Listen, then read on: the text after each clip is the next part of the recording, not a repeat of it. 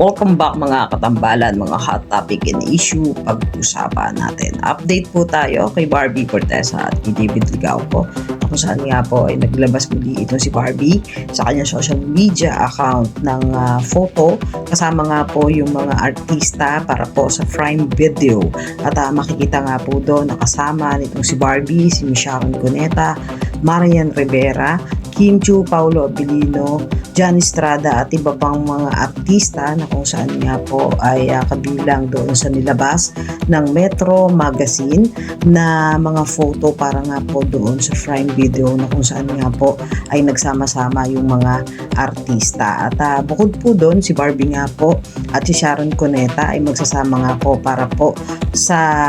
Horror Time Mother na kung saan ay kasama din nito si Nakalil at talaga namang napakaganda ng isang Barbie Fortesa doon sa kanyang suot at talaga namang naiyak pa itong si Barbie nung nag-speech at talagang